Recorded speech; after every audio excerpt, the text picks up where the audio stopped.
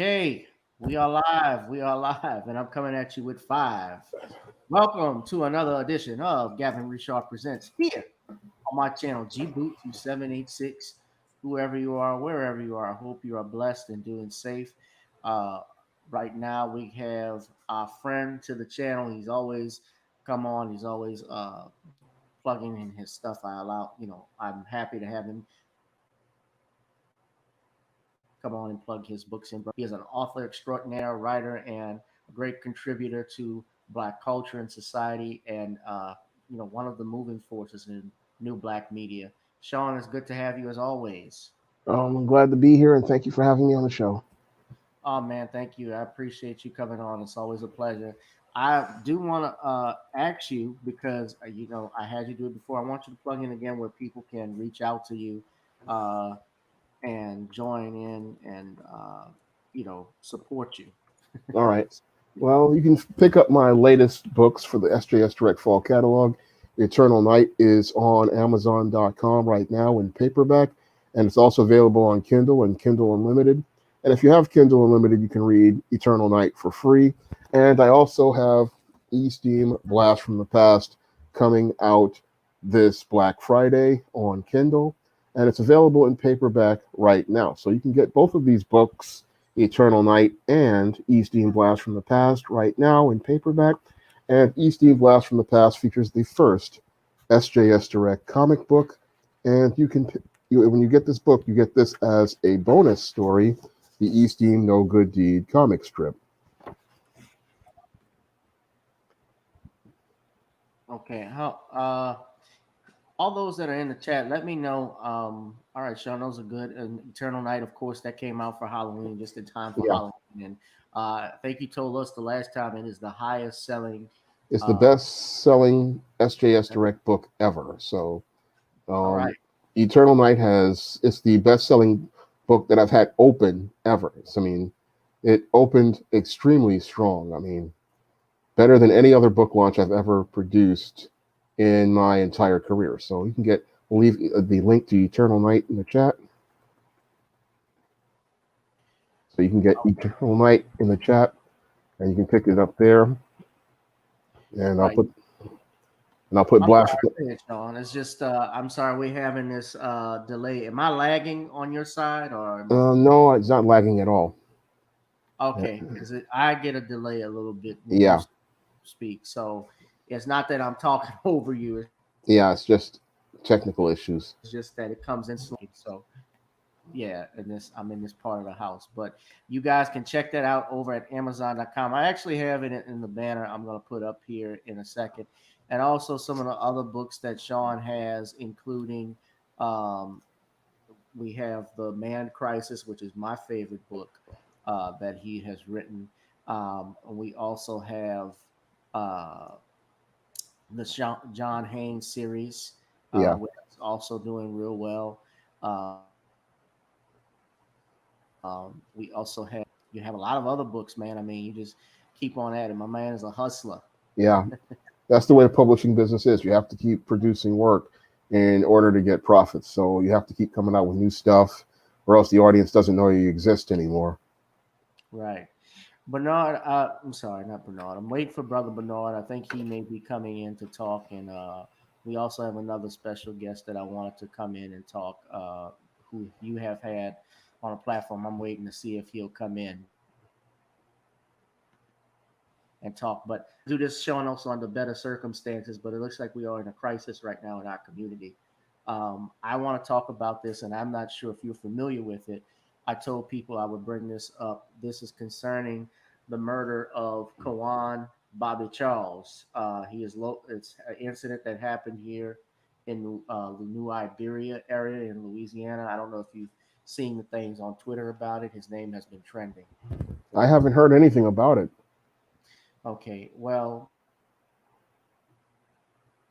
I'm basically Bobby Charles was a is a young black man, young black child, 15 years old, who was found dead in a sugarcane field here in Louisville, Louisiana, which is in Iberia Parish.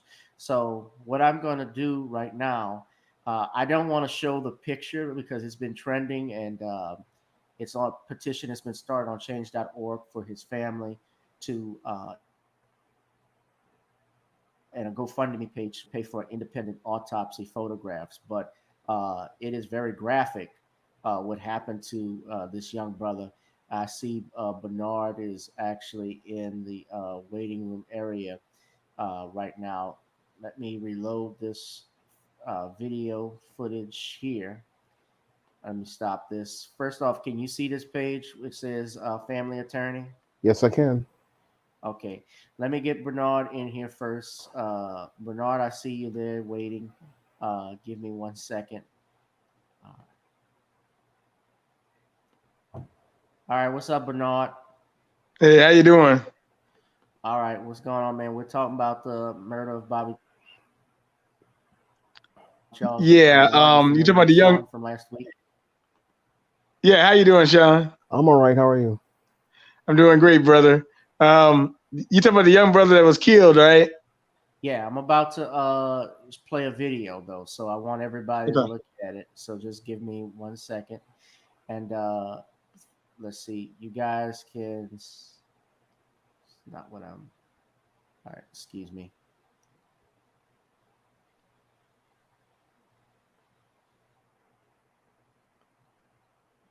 All right, it was up earlier. No, it's on Google Chrome. That's the issue.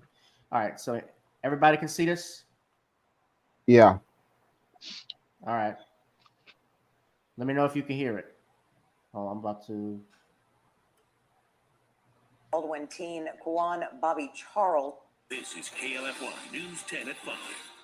Details on what happened to Baldwin teen Kawan Bobby Charles continue to unfold. News 10's Danielle Johnson spoke with the family's attorney, Ron Haley. He tells her newfound evidence may help answer the question.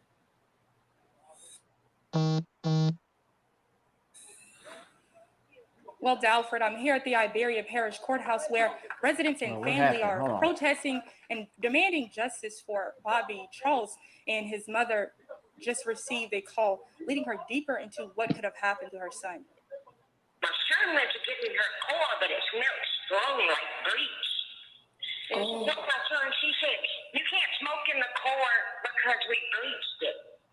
As the story unfolds, possible evidence exposes what could have happened to 15-year-old Kawan Bobby Charles. A recording was released. In the recording, you hear mother of 15-year-old Charles talking to another parent of a child who is friends with the family last seen with Kawan. In the recording, the friend's mother explains what her son told her. He says the family was high on mushrooms. He did say whenever they picked up your son, him and his mother, and the stepdad were all tripping, they had did some mushrooms. Those ones that are poisonous or whatever, they make you trip out. In the recording, the friend also reveals what he heard about the location of Charles's body. And from what I can understand, he told my son that they found your son's body in a sugarcane field behind their house. According to family attorney Ron Haley, there is more. Haley says his team of investigators was able to locate the home of the family last seen with Charles Tuesday night. Haley says a U-Haul truck was parked in front of the home. I saw the same. Here you can see the family moving items from the home into the U-Haul truck. We have pictures of the family look like they're boxing up their things and the parent apparently trying to move. I don't want to assume what it is, but that's what it looks like from the pictures that I received this. Okay. Oh shit! I don't know what happened. Hold on. Sorry about that. I don't know what's going on. News leader. This is KLFY News 10 at 5. Details on what happened to Baldwin teen Kawan Bobby Charles continue to unfold. News 10's Danielle Johnson spoke I'm gonna with play it the over, family's okay? attorney, Ron All right. I'm gonna play it over. Haley. He tells her newfound evidence may help answer the question. Well, Dalford, I'm here at the Iberia Parish Courthouse where residents and family are protesting and demanding justice for Bobby Charles, and his mother just received a call leading her deeper into what could have happened to her son. Bernard, mute your My son phone. went to give me her car, but it smelled strong like bleach. And she told my son, she said, you can't smoke in the car because we bleached it. As the story unfolds, possible evidence exposes what could have happened to 15-year-old Kawan Bobby Charles. A recording was released. In the recording, you hear mother of 15-year-old Charles talking to another parent of a child who is friends with the family last seen with Kawan. In the recording, the friend's mother explains what her son told her. He says the family was high on mushrooms. You did say whenever they picked up your son, him and his mother, and the stepdad were all tripping, they had did some mushrooms.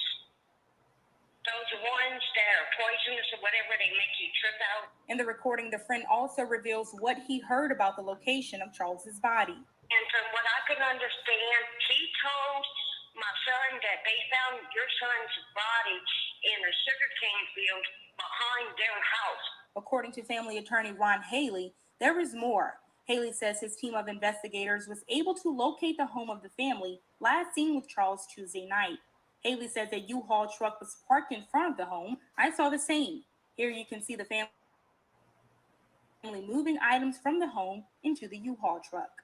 We have pictures of the family look like they're boxing up their things, and the parent apparently trying to move. I don't want to assume what it is, but that's what it looks like from the pictures that I received this morning. And Haley says he and his team felt comfortable with releasing that audio track because the stories they are hearing and investigating into, all of it sound consistent and it's all matching up. I also spoke to the homeowners when I went to the property today. They refused to interview. For now in Iberia Parish, Danielle Johnson, KLFY News 10. Danielle, thank you. Continuing our coverage. All right. So that was the video. I was trying to show it earlier on my live stream when I went live this afternoon. I wanted everybody to get a look at it. And I'm going to get everybody's thoughts on this, man, because this is very disturbing. When you see something like this, when you see that this young brother was killed the way, and we got, what's up, Taisha Essex? Beautiful sister right there. Smart woman, too. Former Navy vet. Happy belated Veterans Day to you. Get your thoughts on this.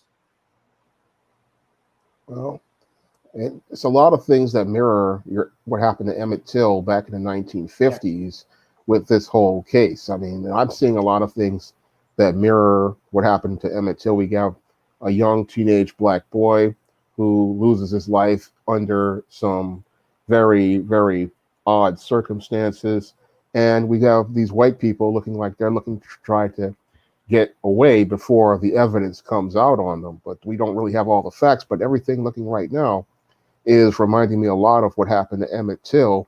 And if that's the case, it's really sad because it shows how very little has changed in over 60 years that has passed since Emmett Till's murder all those years ago. And that even after the civil rights movement, we still have these incidents like this still happening to young black boys because sadly, a lot of young black boys are not getting taught what they need to survive out here about the unwritten social rules regarding racism and the unwritten rules as related to their survival. Because what's happening is a lot of young black boys, they're thinking like Emmett Till, they can just go and do whatever they want, not understanding that these racists don't see them the same way that they believe that they're seen in this rainbow. There's a target on their back and they're not aware of that target. And that's what's putting a lot of these young boys in danger. Most definitely. Bernard, what are your thoughts right quick about this? Yeah, I got knocked out the box, but I mean, to me, about the brother that got murdered, I mean, unfortunately, a lot.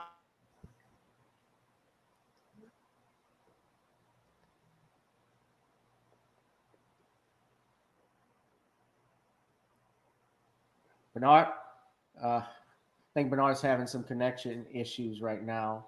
So we'll try to get him back in a little bit. But yeah, my take on it, guys, first and foremost, one thing they didn't tell you about this, Shawn, is that the young man that Mr. Bobby was not supposed to be left this house without permission. Yeah. That's one thing. The other thing is that this happened on October 30th. a day before Halloween, right? Yeah. And is that from my reading of the facts and circumstances, from this woman, let me see if I can put her picture up. I don't know if this is, I don't know if I should put it up because I don't know who it is, but they say her name was Janet Irving. She picks up, well, I'm going to do it because you know what? They do it to us. Let me put her in picture up. Hold on a second. Janet Irving, who picks up Bobby. She picks Bobby Charles up and another 17-year-old, which is her son. They don't know. The family files an Amber Alert, I believe, the next day, and it's reported to the Iberia Parish Sheriff's Department, but they failed to issue an Amber Alert. Amber Alert. They didn't do so, and on November 2nd, they found his body, and I will put the I'm going to put the link up right now to where they found his body at. Let's see. This is okay. So that's the woman right there. That's Janet Irving. And again, I for safety for sake, I will just say that yes, everyone's innocent until proven guilty as a general rule. But when you listen to the audio recording, supposedly that was given, and of course it has to be authenticated, but it seems like there was bleach that was used in that car to obviously cover, if it's true, to cover up something. Because why else would you use bleach? Bleach is a disinfectant. It's used to kill mold, to kill bacteria, basically to kill something that's dead. Scent, destroy scent. So this is extremely disturbing. It gives me Emmett Till vibes. It also gives me Trayvon Martin vibes because remember Trayvon, he was murdered. He actually, his parents didn't even know what happened to him. He was laying up there as a John Doe. And you can see here the 15-year-old was found dead on November 2nd in a cane field near Norville. The family said Bobby's father wasn't notified until November 3rd, and his mother wasn't notified until November 4th. Roxanne Nelson, Bobby's mother, told members of the media she was suspicious of a knot on his head, saying she believes he was hit. I have seen, that's the GoFundMe page. Oh, God. I'm sorry. Did y'all see that? Sadly, we did. And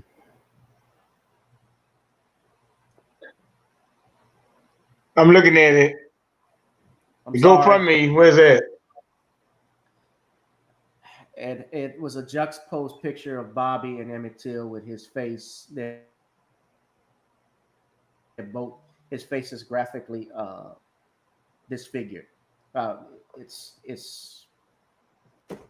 I'm sorry, but Emmett Till's mother. She wanted an open casket for her son because she wanted the world to see what those monsters did to him. And sometimes, sadly, I can remember Shawn and Bernard after Hurricane Katrina happened. I went up to Washington, D.C., and we met a man who was there in the lower ninth ward when the levees gave way, and how they waited for someone to help them. And his grandmother and his grandbaby were killed. And their bodies were not treated like how you would treat a human that was killed or died. And so he took pictures of where his grandbaby was, and it was badly decomposed in a gelatin type state. I'm not trying to make anyone sick, but he had pictures of it.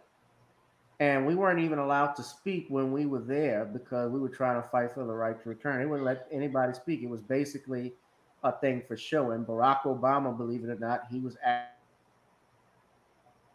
actually one of the speakers. And my father ended up speaking and actually showing the pictures. And it moved the women that were there to tears when they saw it. So sometimes it takes something graphic something so heart wrenching to move people. Uh, Sometimes, even with the Nazis in Germany, when the Americans uh, invaded Germany, I'm sorry, when they fought in France and Germany and they advanced, they made the Nazis come out from where they were hiding and showed them the damage that they did, the bodies that they burned and buried and killed. So sometimes it's necessary. I didn't mean to click on that initially. I didn't think it was going to pop up. I was trying to uh, get a look at. I didn't know it was going to be there initially, so I apologize if anyone was startled by it. But again, it was very disturbing. This was not, and this is classified as a drowning, which I do not believe this was a drowning at all. I think it's bullshit. Bernard, Yeah. You know what it's you got? BS. Yeah, You know it's BS, but I mean, in all honesty, I mean, at this point in time, you can't. I don't know where he was at, but the location, being around white people right now is a very dangerous time to be in. So, things like this really are not surprising. We got to learn our lesson and study history. They always give you history for a reason. Like you just pulled up the picture of Emmett Till. I know you said you didn't want to see it, but I mean, hey, look. Sometimes you have to see the horrific picture to really get the understanding of how bad it really is. right. Let me Yeah. put the link to the news article so everybody can go look at it. This is WWL-TV from what I'm reading at. They reached out to Iberia Parish Sheriff's Office, said they were investigating the circumstances. The Baldwin Police Department and the St. Mary's Parish Sheriff's Office refused to send out an Amber Alert when the family had asked. Jamal Taylor, a founding member of the Village and Stand Black, who's also involved in the NAACP, said Bobby's family reached out to him last week for assistance. Uh, Taylor says if Kawan was a 15-year-old white female, they would have turned the city upside down for her. It blows my mind the blatant disregard the police department had for the well-being of a black child. Now, gentlemen, let me just tell you this too. That area of Iberia, I'm familiar with it. I've driven down there a couple of times for court. The sheriff's department that's out there, the man who was the previous sheriff, Louis Akel, had a history of civil rights violations. Highly controversial individual. I don't know. I can't think of who replaced him, but certainly the effects of that are still there. Yeah. That's right. So, and this is something that we always got to fucking deal with. Excuse my language. When things like this, happens, we always got to deal with it. That's why you have to teach your kids early on about those unwritten social rules regarding racism, because a lot of kids like this young boy, they think they can go out here and do whatever they want, not understanding that in these areas you have a lot of racists you have to deal with, and they're already looking at you as either their next target or somebody they're just out to send a message of what happens when somebody comes into an area where they think you don't belong. So this is sadly, he wasn't taught. He thought he was going outside defying his parents in the rebellious phase, and he didn't understand the danger he was in. Reminds me a lot of what happened with a couple of guys in Howard Beach back in the 80s and what happened with Yusuf Hawkins back in the late 80s. Right. Matter of fact, we did a show on that, Shawn, because one of the producers of the New York, is it Hot 97? Yeah. Yeah. Was it Mir? Who was the guy that got suspended? Who got fired? I forget his name. It was something Patty something or something. Yeah, but he was part of the HBO docu-series exposed him. Yeah. Hold on, let me see. Hold on, let me see if I can pull his name up. Yeah, that was Patty Duke, the executive producer. Patty Duke. Yeah. Yeah.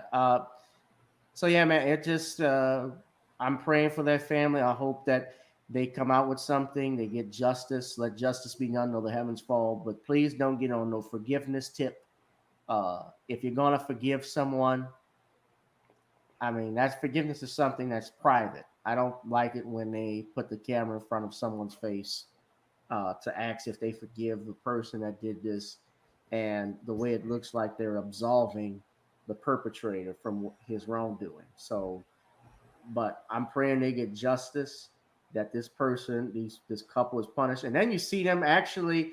And again, it's all alleged, again because there's something called due process in our Constitution, but to know the fact, number one, he wasn't supposed to be out at that time anyway.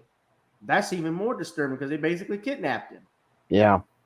If he wasn't supposed to be out there, and I'm pretty sure they, like I said earlier on my live stream, they should have gotten the phone call. You know, they can look at his phone.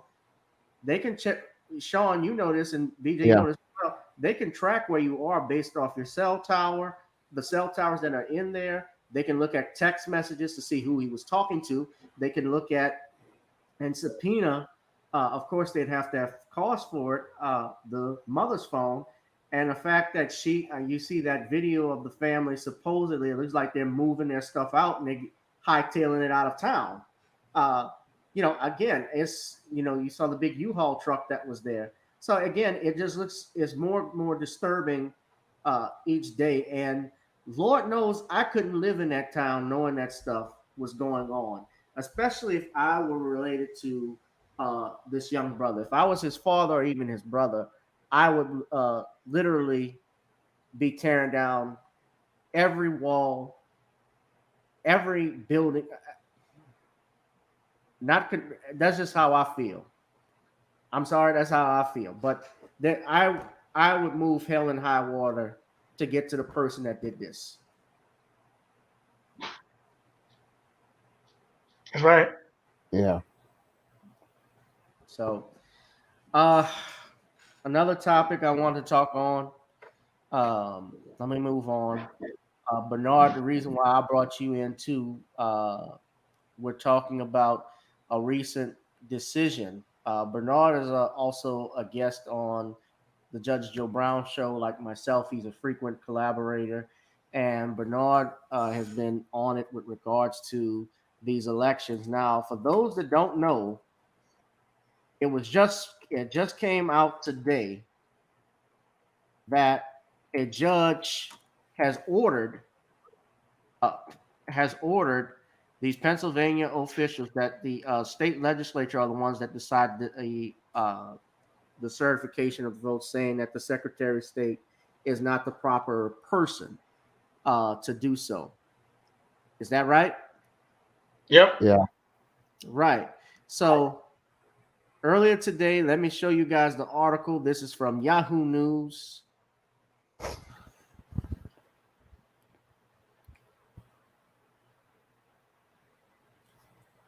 Oh, that is not it. That is not the one I was looking for. Hold on.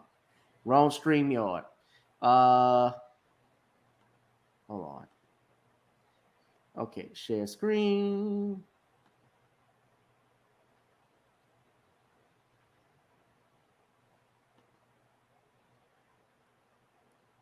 Pennsylvania officials ask judge to toss Trump lawsuit over election results.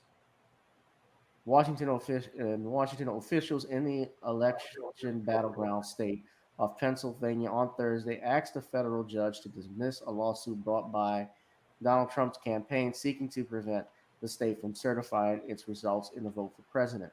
In court filings, the U.S. District Court for the Middle District of Pennsylvania, lawyers for the Pennsylvania Secretary of State, and 7 of the state's counties said the case made vague and unsupported allegations on the basis of repeatedly rejected legal theories and no evidence. Pennsylvania officials say they administered a proper, fair, and secure election and will vigorously defend the case. They also said the plaintiffs lacked standing for their suit. So Biden clinched, as many people know, the election on Saturday after media networks and Edison Research called him as the victor in Pennsylvania, putting him over 270 electoral votes. Pennsylvania is due to certify the election results on November 23rd. So this was actually a big win for Donald Trump.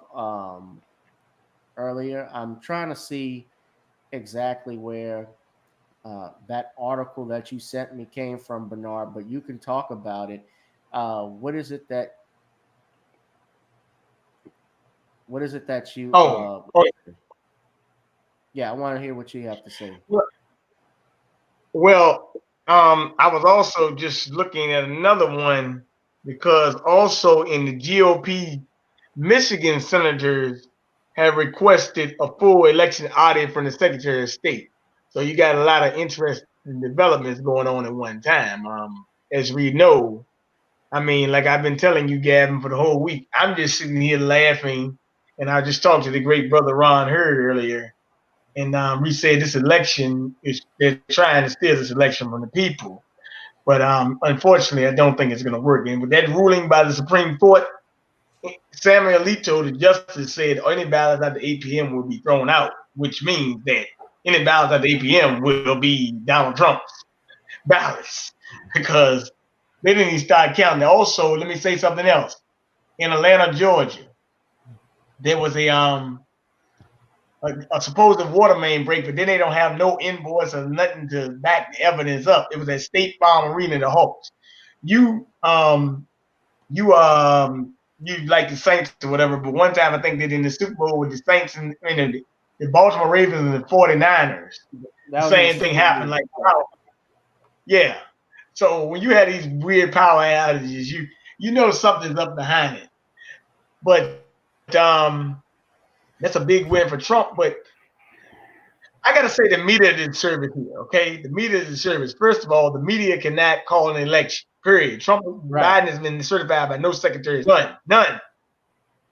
Not even here in Virginia. They've found they stole elections. They're stealing ballots here in Virginia. It's already been found out too. So what I'm saying is they cannot certify that. So that's the media. That's why then yesterday they finally came. One of them did come out kind of trooper though and say, wait a minute. By them trying to do this, they can invoke the 12th Amendment. The Republicans own 31 states and the Democrats own 19 in DC or whatever, right? So they can just invoke the 12th Amendment and take it down to electors. Every state get one vote. And with 31 Republicans, who you think is a go-to? They can go to Supreme Court.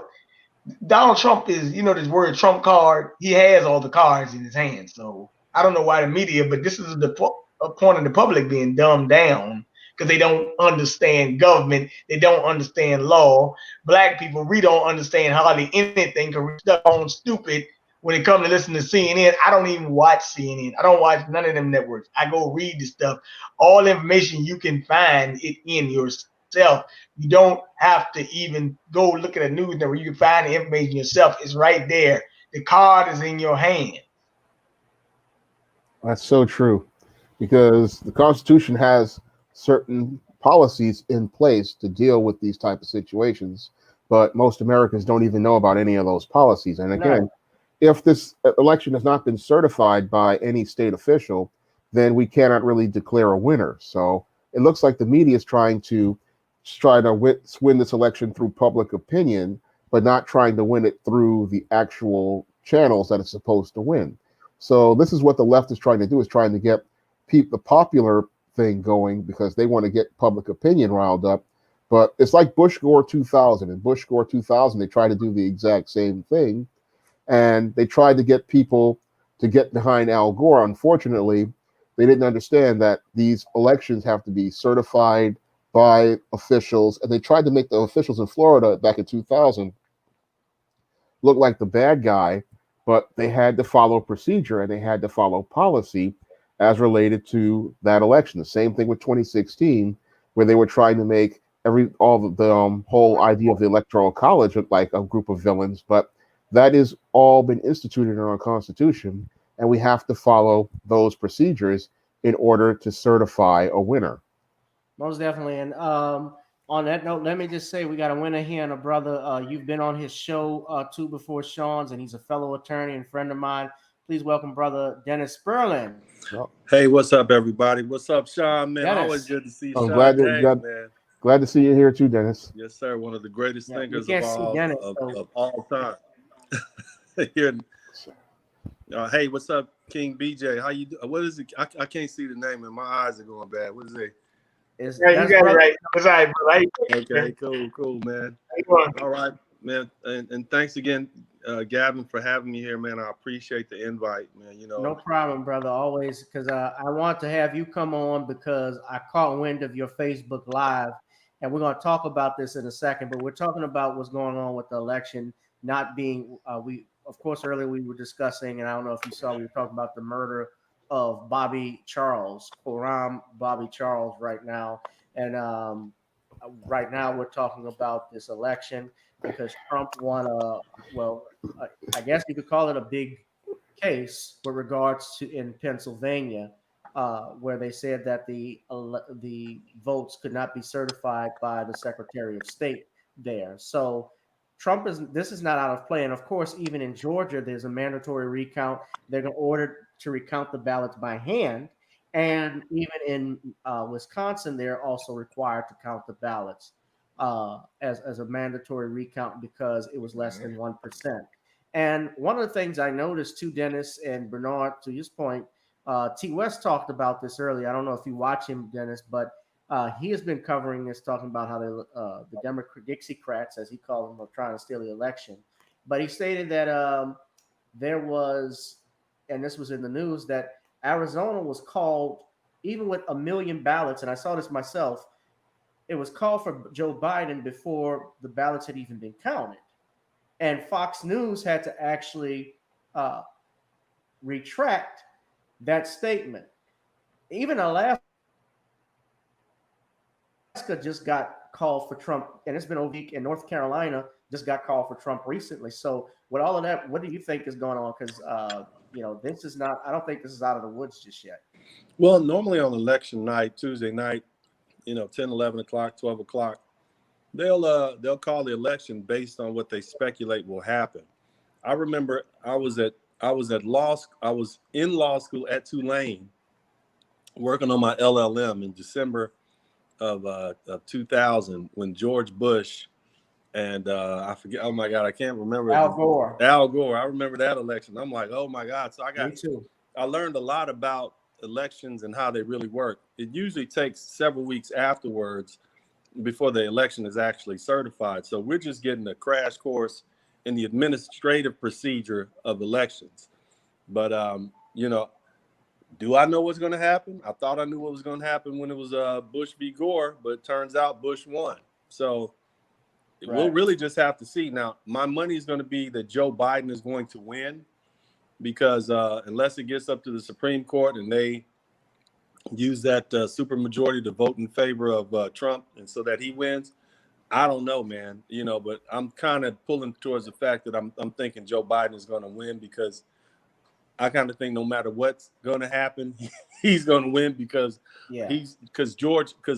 Trump has stepped on a lot of people's toes, and he doesn't necessarily have the support of the Republicans if they can get away with not supporting him and upsetting his base, who is virulent and ultra supportive. They don't want to cross that base up because then their positions become in jeopardy because his voters will remember. And I'm not talking about the casual voters who voted for him this time because they liked him over Joe Biden. I'm talking about the people who support him 100%, no matter what. Yeah. Well, Well, go ahead, Bernard. Okay. Now, I just looked on my phone just now, and I just realized they're having a Trump rally down here in Richmond. And one thing about Trump, and I will say this. I had one here in Louisiana, too. Okay. we got something here that a lot of people don't understand. And as a matter of fact, this weekend they're having a million mega rally. If you go to Alex Jones and Roger Stone, they had a video and it was very intriguing. But see, a lot of people don't understand Trump is not a Democrat. He's not a Republican. He's a nationalist fighting against the globalists. So in all honesty, by him being a populist, he's an independent. That's right. By him being a populist and independent, actually a lot of people support Trump around this country. And even in Ghana, they were even having protests for Trump. In Ghana, this is an African for going to God's sake, right? So when you have something like that, he's gonna always redefine politics. So I don't think that the Republicans would be stupid enough, because he would be more powerful outside of the White House than in, because he could dictate how you gonna vote. I mean, what's this guy named Tommy Tuberville, who was a football coach in Alabama, was in Alabama, right? I think if he can win an election and unseat if he can unseat Jeff Sessions with John Trump, and Jeff Sessions is a lifelong politician, that should tell you something how powerful Trump is. That these people are getting elected, and they have no political experience in getting elected just off the base of his name. I think Tommy Tuberville unseated Doug Jones. Jeff Sessions was the former AP. Yeah. But he had a runoff with something. He had a runoff with Sessions, though. Okay, well, yeah, but he beat Doug Jones just basically off of his name. And a lot of people, and Dennis, I'm going to bring this back because we're going to move into our next topic in a second. But if the Supreme Court gets involved, then I think it's a whole other get down. Although what I have seen recently, even with this Supreme Court, they had a hearing on Obamacare a couple of days ago, and the media is trying to make it look like Obamacare is going to stay. But again, you don't know, because that's not a decision that has been made as of yet. Like, they just rushed to things, very similar to what they did with regards to what you mentioned, the Al Gore situation. But even a few months ago, remember when we were talking about DACA, the Dreamers Act, and they made it sound like they were going to go in fate, like the Supreme Court ruled against Trump, but all that was Trump just did it. The administration just did it the wrong way. They didn't say he couldn't do this with regards to for not granting amnesty and keeping that ban in place. Yeah, that was a lie, Gavin, because actually that was a lie. Actually, because they didn't say it. They just said that he didn't have the paperwork right. That's right. Right. But let Dennis answer this one, if you could. What exactly? I mean, tell me again. What's was your question about DACA or about the composition? Well, my question is about really it goes to the media and how they don't report accurately, and also with the Supreme Court, because I've noticed they have been left leaning at times in some decisions. They haven't always gone along with Trump. Oh, yeah. I mean, well, and I had this conversation earlier with another media star like yourself. And, I explained to them oftentimes when Article 3 judges get appointed, and when I say Article 3 judges, I'm referring to those judges who are appointed pursuant to the Constitution of the United States. And that would include district court, federal court, United States federal court, and of course the Supreme Court of the United States. When they get there, they're oftentimes more concerned about their legacy than they are about following their party lines when it comes to rulings. And so in a situation like that, now of course you will have some activist judges, but for the most part, those Article 3 judges, and I appear in front of them. My practice is civil, but for the most part, I appear in federal court about 80% of the times. The smaller cases I'll give to my younger associates that work with me, and they do the state court stuff. So what I find is a lot of times these Article 3 judges, these U.S. judges, will try to get the call right. So I'm not surprised that this particular Supreme Court, even though a super majority of them were appointed by Republicans, they still will try to do what's in the best interest of the United States. They take into account the politics, even though you're not supposed to, but also the well-being of the citizens of the United States. So I'm not totally surprised that they've been ruling against Trump, so to speak. Now, as far as what will happen when if something happens to make it up there, works its way through the system and gets in front of Supreme Court as to a potential Trump v. Biden. I don't know. I'd have to hear the arguments and see how it's presented to the court. Okay. Can I answer one question for him? One thing? Yeah, go ahead.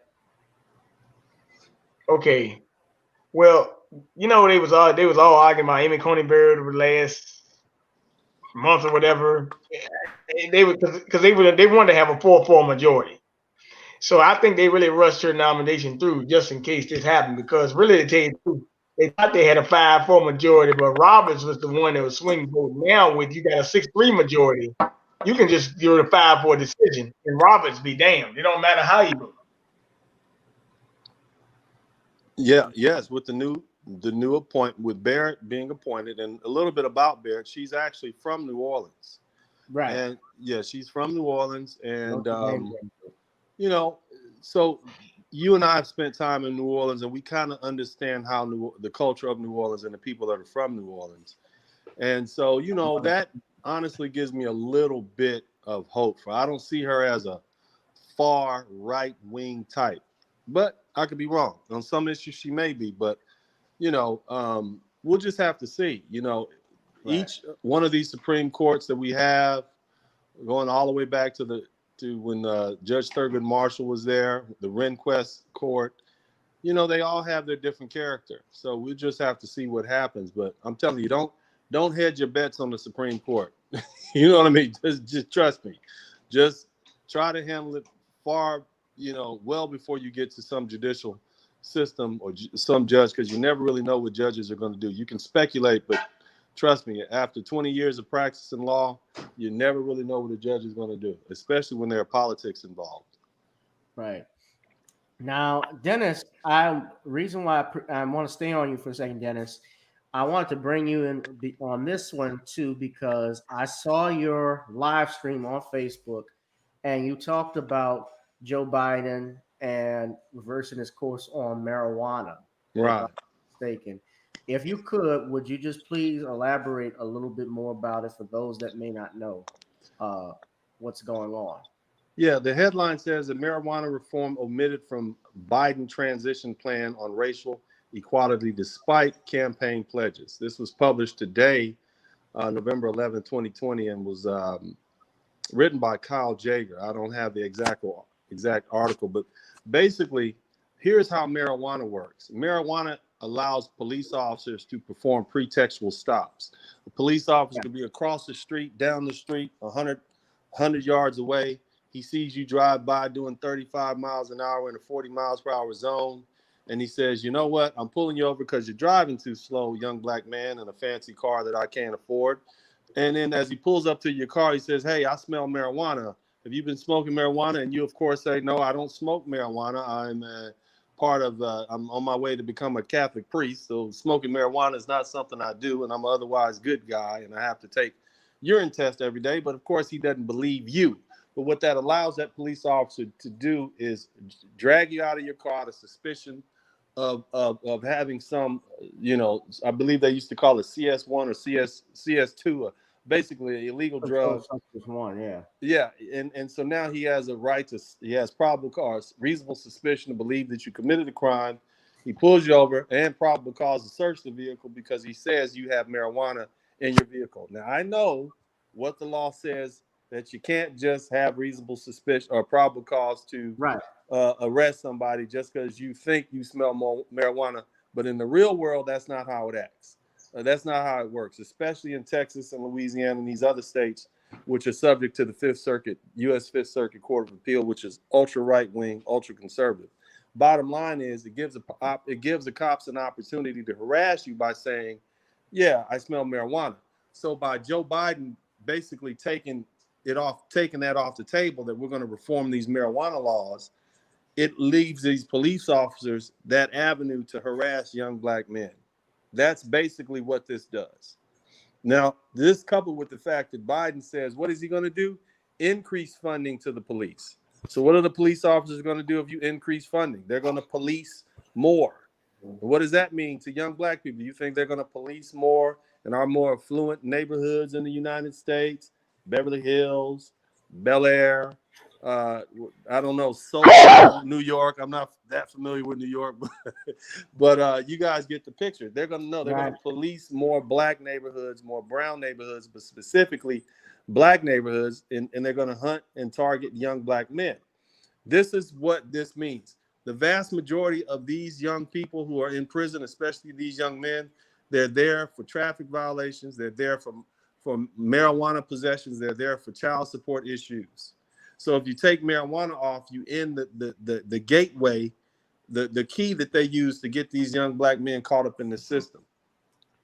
So that's what that means to me when I read that. And that's been immediately removed from his transition plan. What does that telegraph to you that Joe Biden plans to do to black men? He wasn't changing shit. Yeah.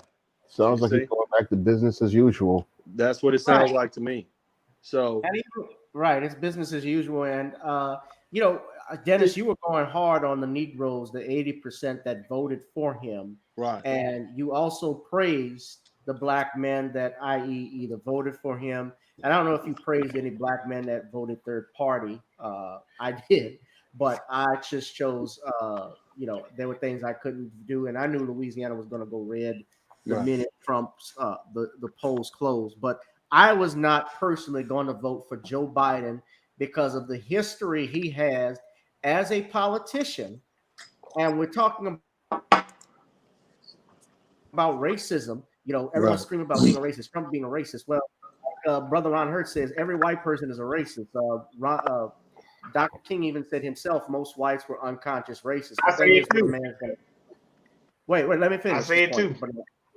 Yeah, let me finish this point, Bernard. Wait. The thing is that, Lyndon Baines Johnson as president, he was a known racist.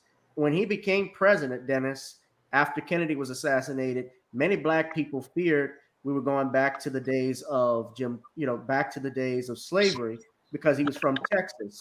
But what Lyndon Johnson did, he enacted legislation and gave tangibles to black people. He gave a Civil Rights Act of 1964. He increased affirmative action, which he said was for black people. Same thing with the Voting Rights Act of 1965. Today, 60 years later, or at least 55 years later since he left office, what we have transpired and seen is that our rights, our civil rights have been watered down. Donald Trump, as bad as he is, he was not, and I dare say this because Tariq Nasheed even brought this up, he was not really messing on over black people so much, like talking about it. Right. His policies because his policies were affecting everyone. LGBTQ was getting pissed. Why? Because he bans transgenders from the military. He's also removing the need for the VA to pay for transgender reassignment surgery. That's something I'll say this, and people may get mad. I don't care because I'm tired of Negroes getting upset because you don't agree with everything they say. That's not the way the world works.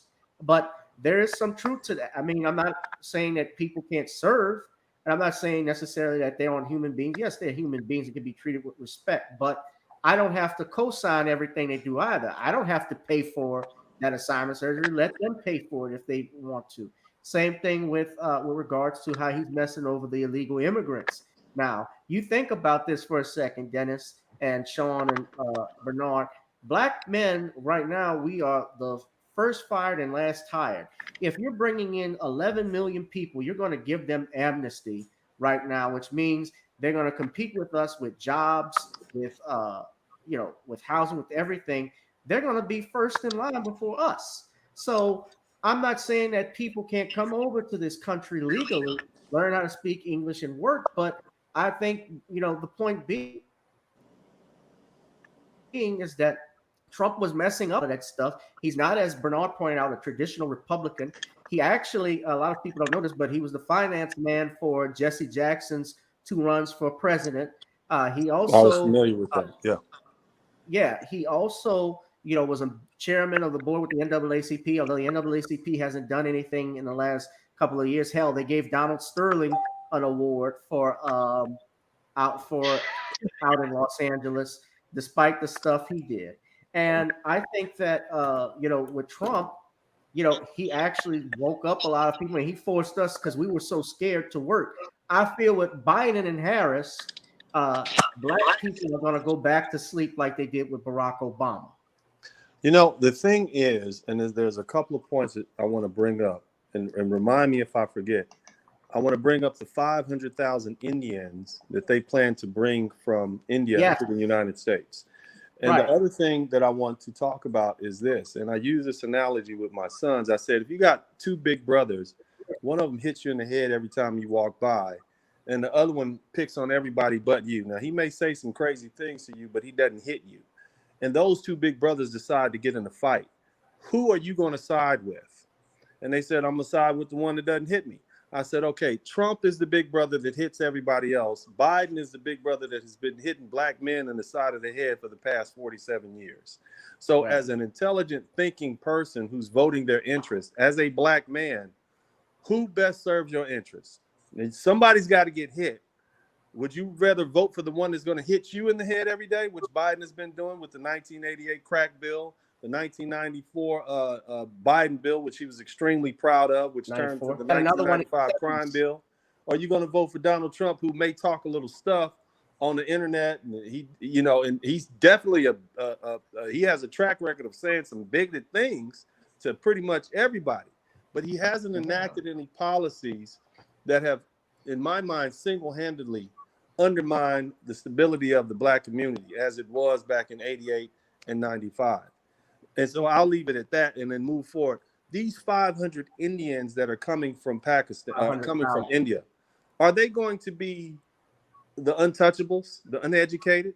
Or are they going to be PhD, MS, highly educated people who are coming over here to make these tech jobs less lucrative for the homegrown American-born citizens that we have?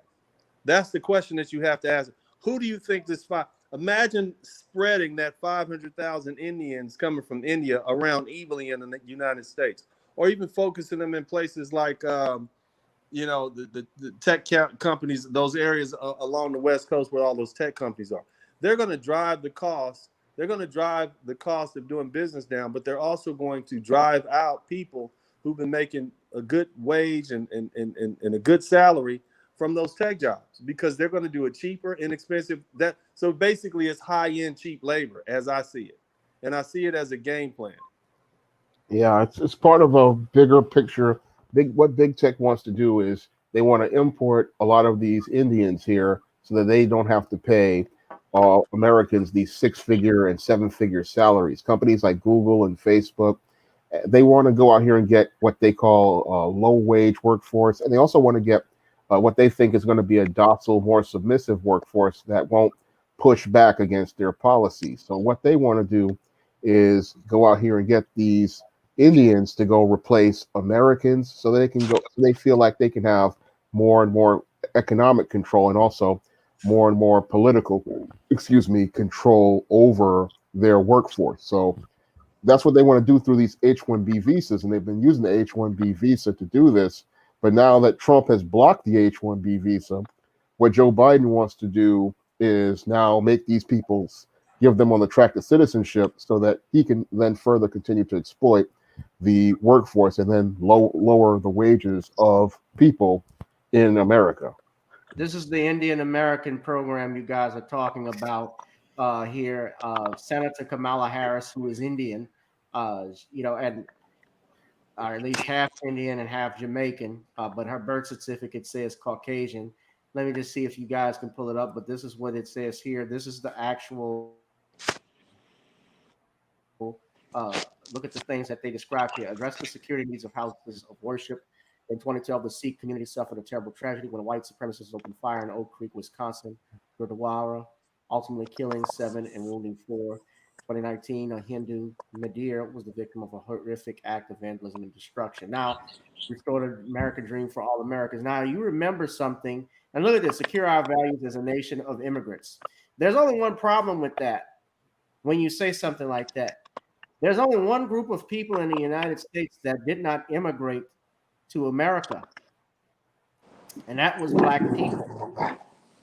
We're the only ones that were forced to come over here and worked for nothing, build this country, and then killed off, and then the next generation of slaves were built to do the same thing. That's the next generation, and that was what it was designed for. And even Biden, when pressed about the issue of reparations, I can remember he talked about this country treating all its immigrants fair. And any other time he was asked when he was by Ed Gordon, he made the comment that, well, with regards to reparations, depends on how much and will it include Native Americans. Excuse me? Native Americans already got something under the Obama administration. He was the vice president then. He was the vice president. Am I right? Yeah. And Native Americans also have jurisdiction over their own land.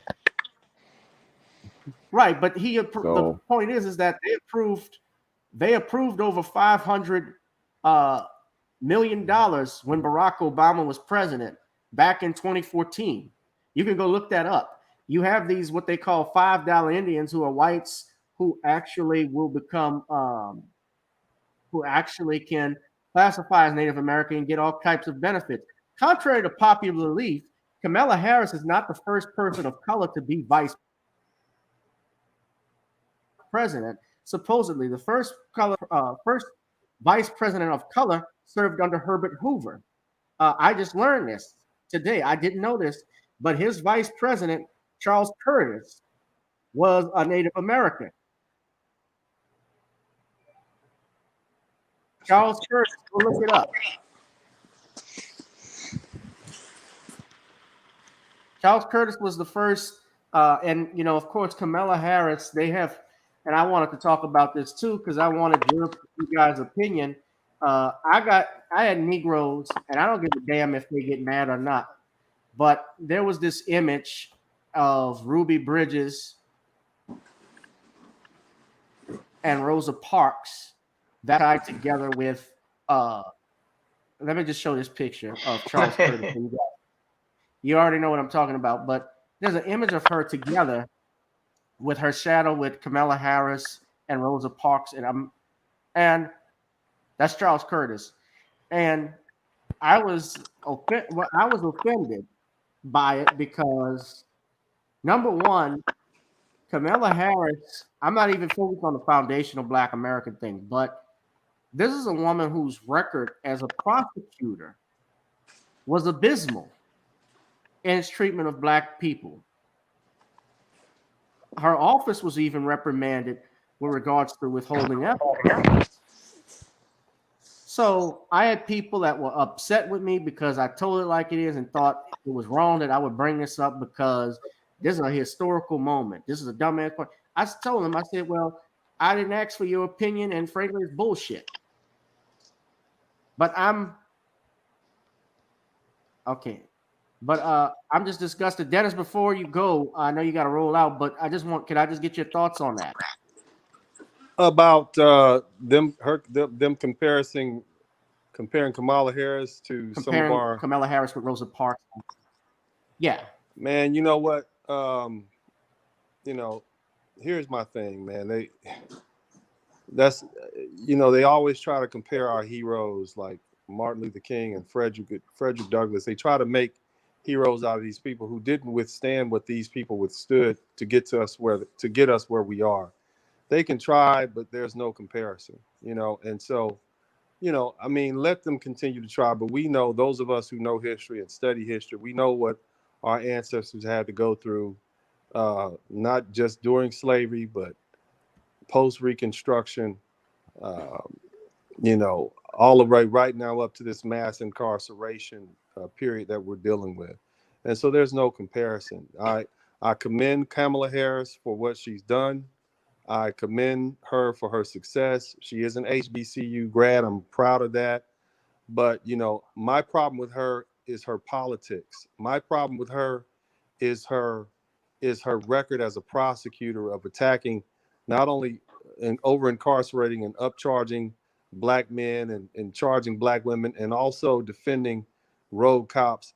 That's my problem. And I also have a problem with people telling me that for some reason I'm sexist because I'm attacking this woman who was a former prosecutor on her record. That doesn't make me sexist for attacking her record. I'm not saying anything derogatory about her as a human being. I'm not bringing up her past. I'm not talking about any rumors. I'm talking about her record as a prosecutor in San Francisco and my feelings about that. Her record as the Attorney General of California. That's my concern with Kamala Harris, not any of that other stuff. So, to all of us who have an issue with Kamala Harris, feel free. She's a public figure. She's a politician. We have a right as American citizens to dissect her record. And if there are things that we don't agree with, if we have issues with some of the positions that she's taken, if we have issues with some of the statements she made, we have a right to air that out. So, man, thank you for having me. I appreciate it. It's like, again, I said, it's always great to see Shawn James, man. And, King BJ, I look forward to looking for your channel, man. I look forward to hearing you. One thing to you. That's it. Yes, sir. Gavin, Yeah, wait, Dennis, before you go, I think Bernard has a question, but can you hear me? Yeah, I can hear you. Thank you, sir. Uh-oh. But I want to say, Dennis, we're going to have you come back on. Hello, can you hear me? Yeah, we can hear you. I can hear you. But we're going to have you come back on. We need to do conversations like this because people like seeing black men get together and talk about stuff like this. But Bernard, ask your question quickly because Dennis has got to go. I just wanted to say about your comment. Yeah, you're so right. And when we have these people co-opt our legacy and our history, we got to push back on that. Really, I don't even think I'm an HBCU grad because she used that to get an HBCU grad to get ahead, probably like Kawan intelligence program to try to daggone monitor us. So she could use it to dive in because she probably took a scholarship. No, she did take a scholarship from. Right. All right. Well, Dennis, you got to go, man. But we're going to have you come back on and let me know your Cash App. Send it because I'm going to put it in the banner even when you leave. Okay. Dennis? Black. All right. Dennis had to go. Bernard, you got to roll out. Okay. Yes, sir.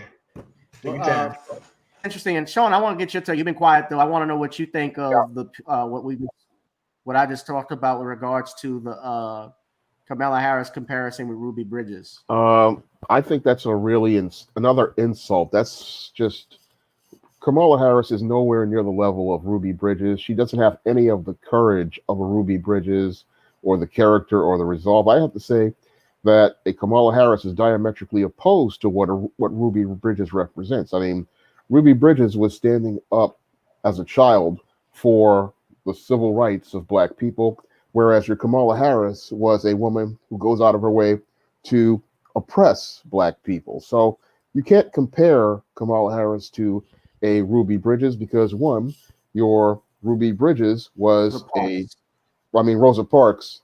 Well, she was compared to both of them, Rosa Parks and Ruby Bridges. Right. I've seen. But in any case, she's nowhere near our sister icons because they made sacrifices, they suffered, and they persevered in the darkest days of Jim Crow in American racism. But you're going to have this compared to a woman who was one of these privileged biracials who who manipulated the system to get into HBCUs and uses her racial identity to try to manipulate and con black people. And then she creates policies to oppress black people. So I see where you cannot compare Rosa Parks and Ruby Bridges to Kamala Harris because Rosa Parks and Ruby Bridges made sacrifices.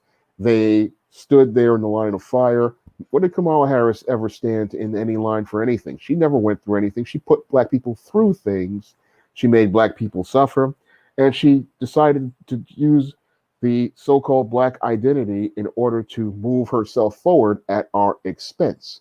And we need to call that out. But, you have so many black people caught up in symbolism, they can't see that the person they're trying to elevate is not somebody who wanted to elevate us and would want nothing to do with us in any sort of social circle or any sort of situation. And to compare them is ridiculous because, again, they're diametrically opposed from each other. Yeah, when that picture I'm showing, that was a parody someone had of the Norman Rockwell painting the problem we have to deal with, which was painted in 1964. Ruby Bridges was trying to integrate France middle school or elementary school, excuse me, France elementary school here in New Orleans back when my mom was a little girl. And I, of course, I'm well aware of the Ruby Bridges story because in that story, of course, you had Eisenhower ordering federal marshals to escort her into school. And even when she went in school, for a while, the children actually had to stay out. Actually, their parents pulled them out of the school of anything to do with this. You know, this is what they thought of her, a nigger, this little nigger coming to their school. And I mean, she had things thrown at her. She had dolls that were tossed at her with, a lynch rope around its neck. Those are the type of things she had to deal with. I get the aspect of breaking barriers and gender roles. And I have a problem with people that are mad for me telling it like it is about her record. If you have a problem with the truth, that's your goddamn problem.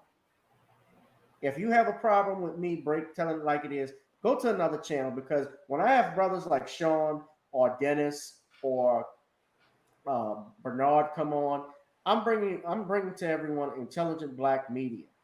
I'm bringing intelligent thought, something that we don't have in mainstream television right now.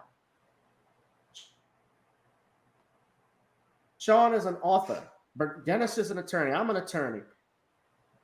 Bernard, great researcher.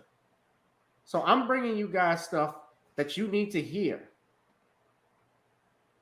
And if you don't like it, that's fine. Go somewhere else. Part of living in America is that everybody's not going to agree with everything you say. Am I right, Shawn? That's true. You can go anywhere you want. And again, we've got a billion channels on the YouTube. If you don't like what's on a channel, you go to another one.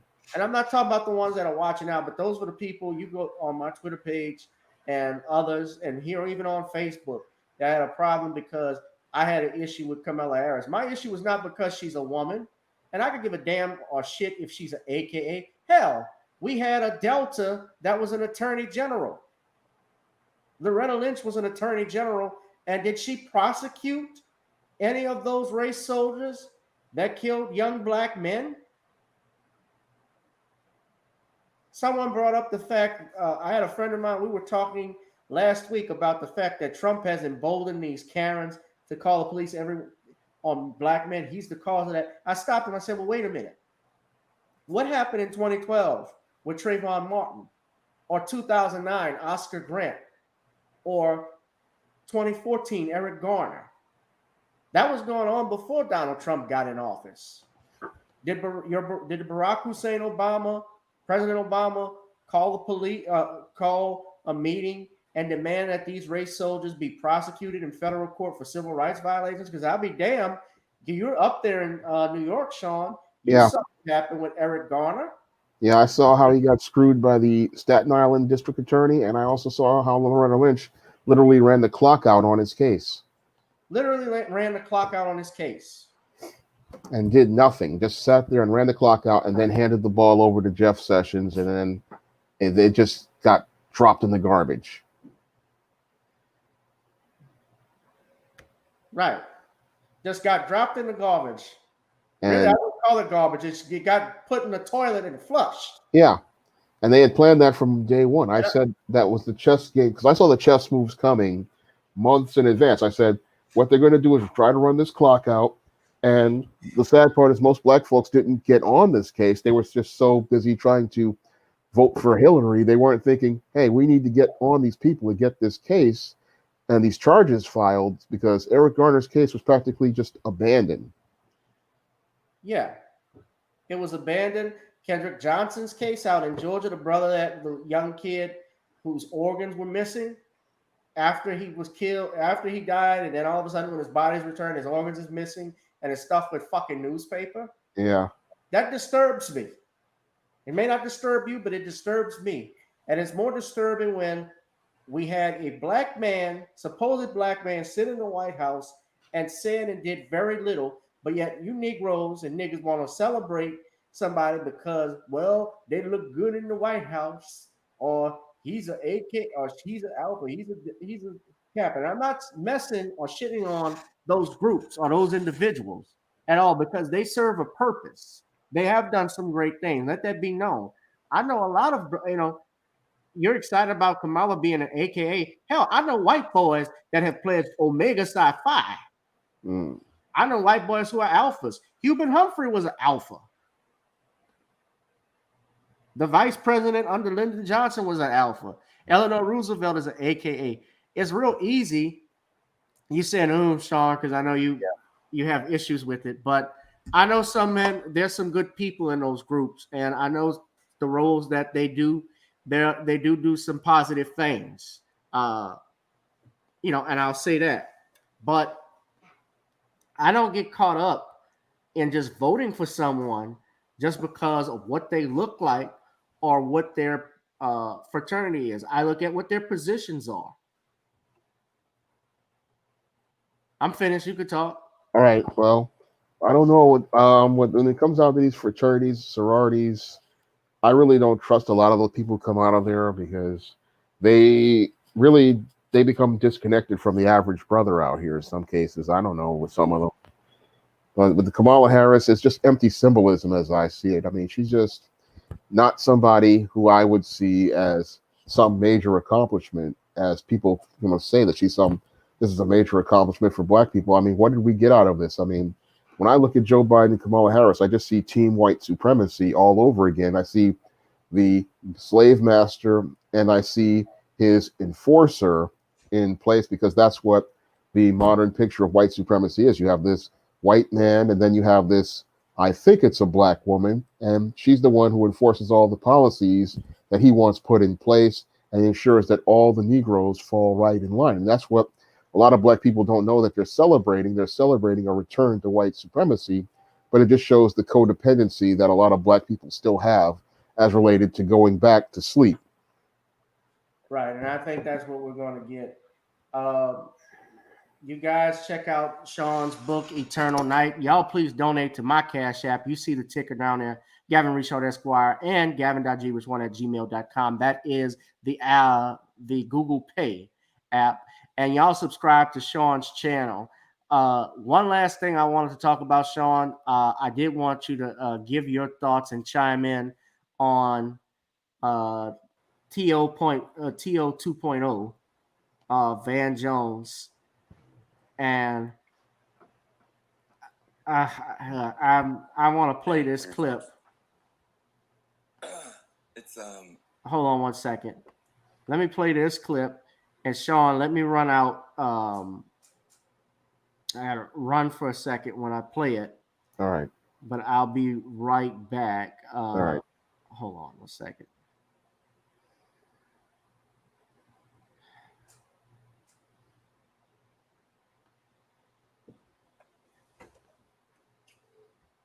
And what are your thoughts?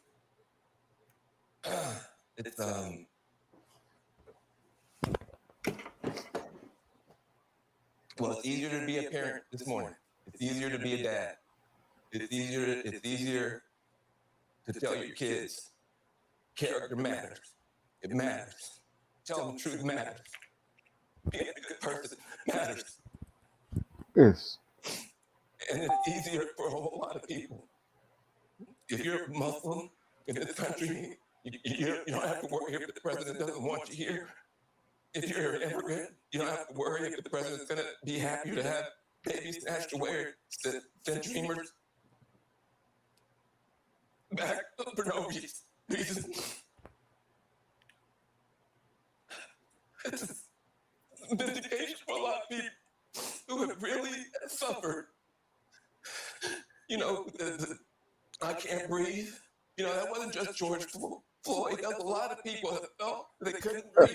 Every day you wake up, you get these tweets, and you just don't know. And you go into the store, and people who have been afraid to show their racism are getting nastier and nastier to you. And you're worried about your kids, and you're worried about your sister.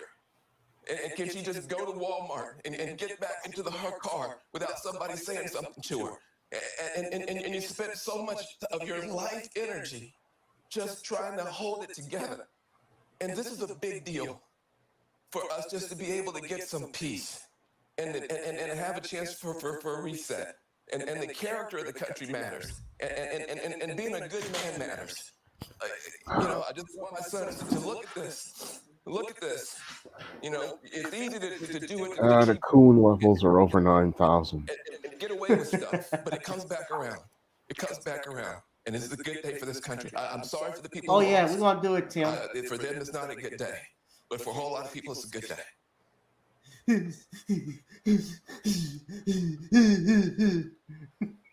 That was sad to watch. That was sad. And look, there are pictures of Van Jones online. You guys can look at it. There are pictures of Van Jones online where he's hanging out with your Donald Trump. And so, and he just made so many.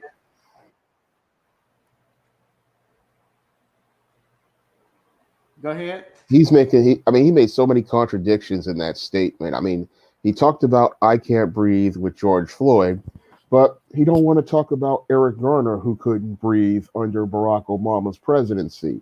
So how is it going to get better with Joe Biden when we had "I can't breathe" with Barack Obama and Joe Biden was the vice president? I mean, the thing, he was getting all emotional, like it's hope and change. It's like, but what are you changing back to?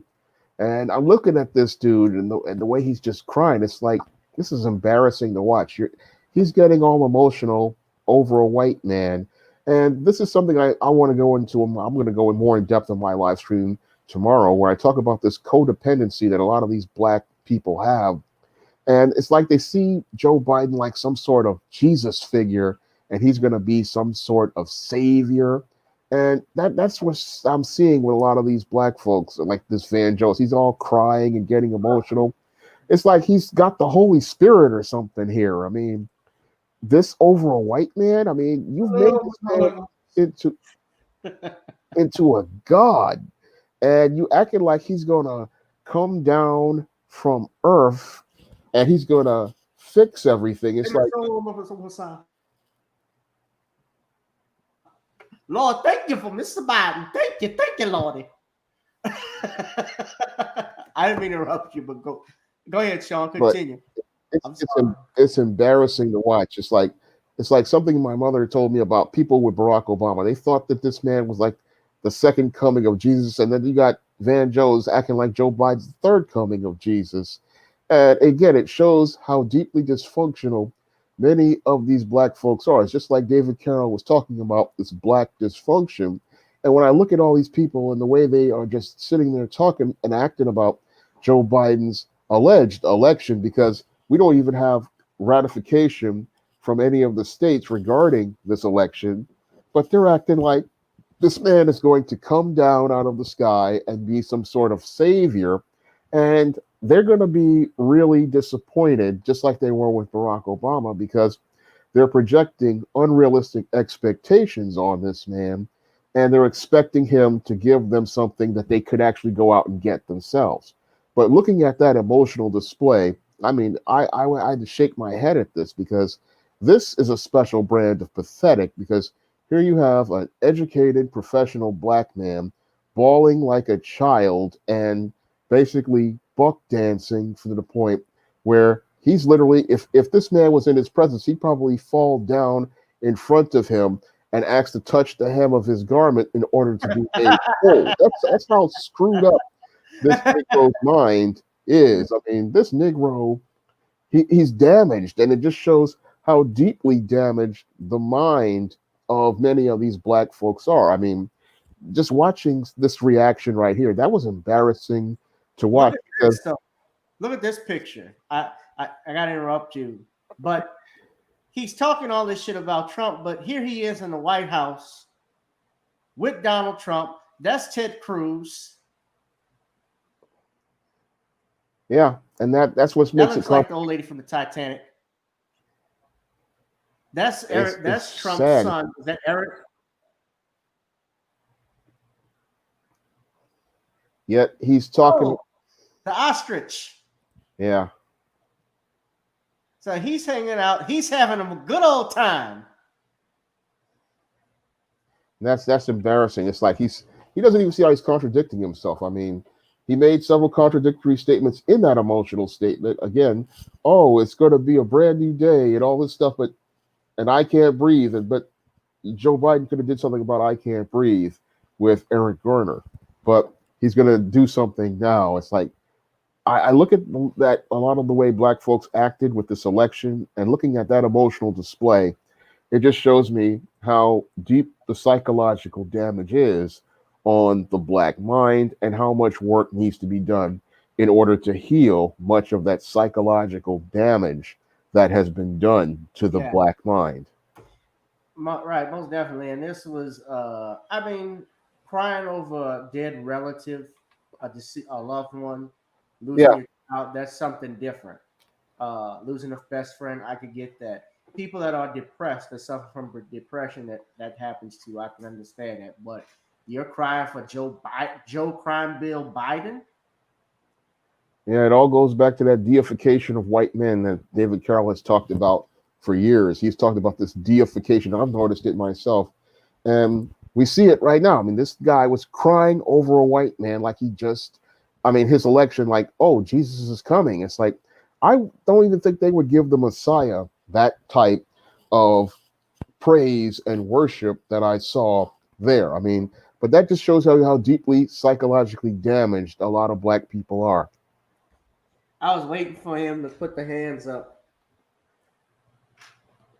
I mean, well, thank you, Lord. Thank you, Lord. Shalom, shalom. Remember that? Who's that Negro that was on BT that used to sell stuff like water, pasta, maybe screaming out? You got to say that, God!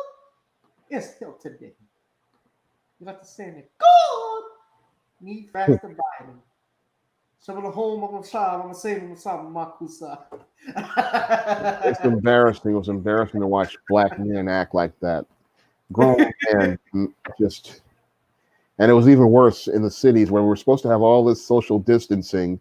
I mean, people practically going into a church service on Saturday. And it's like, again, just shows you how mentally damaged black people are and how far we are from where we need to be as related to black empowerment. Because if your mind isn't right, you can't get to empowerment. Right. Something that was proposed even under a Biden campaign, under Biden's plan, his transition team, his COVID-19 advisory board member, Dr. Michael Osterholm, says that they suggested a 4 to 6 week lockdown to get this COVID-19 thing under control. Shawn, where you are in New York, there have been new restrictions that have been put in place with the COVID-19 pandemic. If you want to discuss it, someone made the comment that Cuomo's the governor, who's the governor of New York, his plans were almost like the Gestapo. Someone actually said that. They are. I mean, he just keeps putting restrictions, but the restrictions don't work. The whole thing is that the definition of insanity is doing the exact same thing and expecting a different result. And all we do with these lockdowns is we destroy small businesses, and then the disease, we get some statistical numbers that go down, but then when you open everything back up, they all go back up once more. So these lockdowns clearly don't work, and the WHO himself say it didn't work.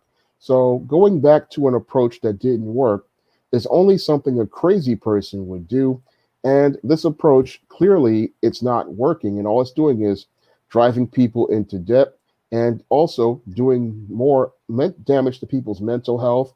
It's leading to an increase in domestic violence, an increase in drug addiction, an increase in suicides. And this whole approach, your Dr. Fauci said, would have collateral damage or other types of casualties. So it's clear that this approach just isn't working. And this guy proposing a lockdown to 4 to 6 weeks, it's not going to work anyway, because remember, we have 2 more months of Donald Trump in office.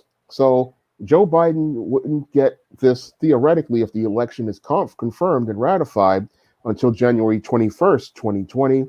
But by then, it would be too late to do anything about anything at all. So he's sitting there thinking, oh, if we lock it down, but no, the disease would have already mushroomed to the point where there was nothing anybody could do at that point. I mean, we have the holiday season coming up, we have people traveling, and there's nothing really. The approach that we use, the whole flatten the curve theory, has been a proven complete failure, and it's time to just do and apply a new approach, because this approach clearly has not worked from minute one.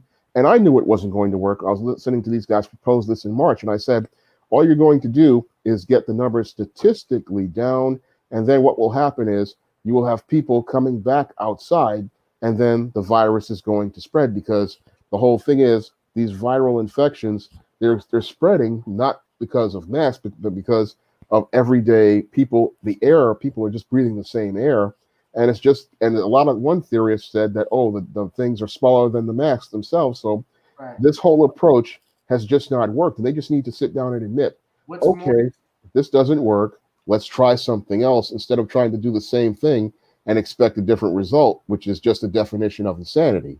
right. What's more disturbing when I look at this, they're even talking about limiting indoor gatherings at private residences to That's the same thing that Gretchen Whitmer tried to do, 10 and it people. led So to, now the government is entering into yeah, trying to tell you how many people can be at your house. Now that's in New York. We have not gotten anything yeah, as of right now in Louisiana. In New Orleans, we're moving into phase 3.3. Mayor Cantrell, she's been real strict on regards to the different phases in which to move Louisiana. Move New Orleans Parish. But uh, you know, you gotta, and of course, everybody doesn't wants this pandemic to be over, but life has to still go on. If they could stop, if they, look, I'd be cool with the lockdown if our bills stopped or got erased. Okay, yeah. if you got rid of all of that, fine, we'll lock it down. Well, are you going to do that? Well, we can't do anything like that. That's the Well, whole thing. It's not going to get done because we don't have the political thing to pay it. It's like a lot of these Americans who propose these things don't understand that the UK, France, and Germany are quasi-socialist, and in Canada they can pay their, even in Canada. I had a Canadian YouTuber who told me that her business is suffering because isn't able to make money like she could. She had to do a GoFundMe in order to try to get some money to get some help from her viewers and stuff. But the whole thing is that the US could not economically survive a lockdown. It would practically destroy the US economy, because 60% of the businesses are small businesses. And if those businesses aren't allowed to operate, then we're going to see an economic collapse. And the government can't cover every business by paying everybody's bills for 4 to 6 weeks. That's going to lead to a huge tax increase. It's like they're not really thinking critically about this as related to the pandemic. We're going to need a new approach that allows businesses to stay open, allows people to put on masks and stuff.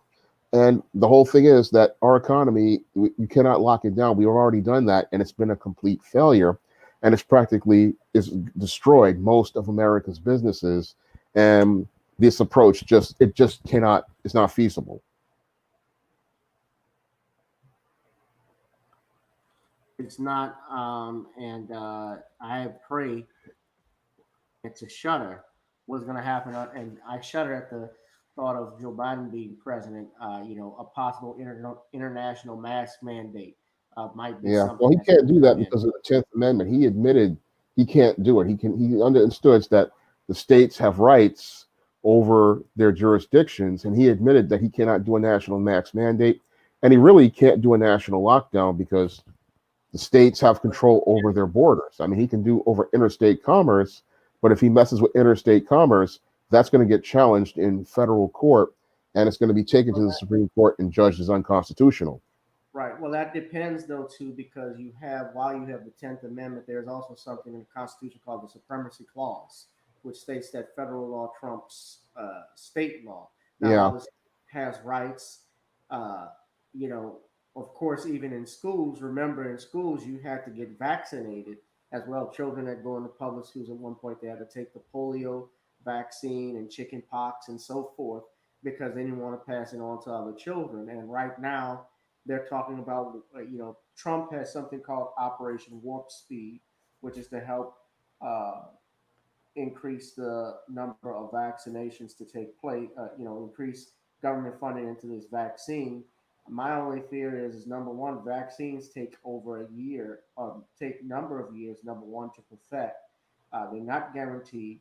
I look at Biden, he's bringing in, well, he's not bringing the people he's bringing in, but what was interesting is that Bill Gates even commented and talked about working with Joe Biden and his team with regards to I vaccine. really don't trust him because he's not a doctor and he's not qualified. And I think of remember his father worked with Margaret Singer.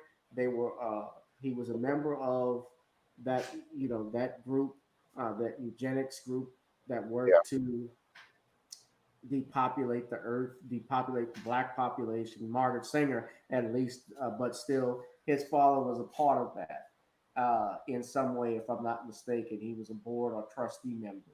Uh, there's more information. People have talked about it, but it was brought to my attention by Brother Ron Heard about, or it might, if it was not Bill Gates' father, it may have been his mother, his family. Let's just put it that way. So, and there's stuff on the internet about it, but you guys should really look at look at this thing with regards to the New World Order. I know because there are people that, and this is my opinion, from things that I have seen want to that want to orchestrate that. Certainly, that's why it's important. That's why even with Biden, it's important to own and buy as much ammunition and any guns that you can right now because if you look at Biden's gun control plans, his plan on gun control, one of the things he says, and I'm not making this up, Shawn, he actually says that he wants to end online sale of ammunition and firearms. You can go look at it for himself. I saw it. Yeah, I know what he's trying to do, but that's going to create a black market. It's going to create a black market, but he actually is going to create a black market. We know that they're going to do what they're going to do. He is against AR-15s. He has said this himself. He wants to appoint Beto O'Rourke in his gun control plan. Even CNN here, they say that his gun restrictions would impose strict regulations on owners of assault-style rifles. I own an AR-15, so what exactly is an assault-style rifle? I've never heard of it. Any weapon, including a knife, is considered an assault weapon. So, and of course, while this may be challenged in court because there is something called the Second Amendment, just going to court is the lead dog. A problem because do you see yourself polar opposite of Donald Trump? I hope so. Joe Biden's long journey, a CNN special report, Saturday. And that's a guy that really should not even have gotten the nomination. Yeah, I'm just gonna be real. He was too old. They needed someone fresh and new. Jim Clyburn was the one responsible for this, and he actually got on TV on ABC saying, "I don't even want to play that. I don't know if you saw it, but." He said Biden owed him nothing for it. Yeah. Yeah, but y'all look at this article from CNN. Y'all can just go look it up and go to his page. He even talks about banning those weapons, which makes no sense. Everybody's buying everything online right now because of the pandemic. Yeah. And the whole thing is that what people really need to understand is that we had all these mass shootings during the original assault weapons ban in the 1990s. So what good is banning assault rifles going to do? I mean, we had an assault weapons ban in the 90s, and that's when we started to see a huge uptick in all of those mass shootings here in the United States. So these people, they want to try to control the guns, but they don't understand that this beta male population that's out here, they will find a way to get these weapons, whether legally or illegally. And you cannot legislate control over weapons because all you're going to do is create a black market where people are going to just go and get the weapons the same way that people got alcohol in the 20s. So it's just, he's trying to control guns, but it's not the guns that are the problem. The problem is you have an issue with people. Most definitely, the issue is people. Get rid of the people. not the guns. Yeah. And I Right. wrote about that in the Man Crisis. I said a lot of these beta males, it's the way they're raised, because back in the 50s, we had gun training classes when we had fathers in the home, and we had low crime Boy rate. Scouts had marksmanship merit badges. Yeah. Yeah. And we had no problems. And the problem was we took the father out of the home, we destroyed the family unit, and that's why we have all this crime and violence. I mean, people were buying guns in Sears catalogs for years, and nobody had a problem with it. Most definitely. Shawn, get you a gun, please. Right now, Well, I'm worried about Como's things. I'm worried for you. yeah, well, I think Cuomo's going to be out in 2022, and that'll be the end of him. I think de Blasio will be replaced by a Republican next year.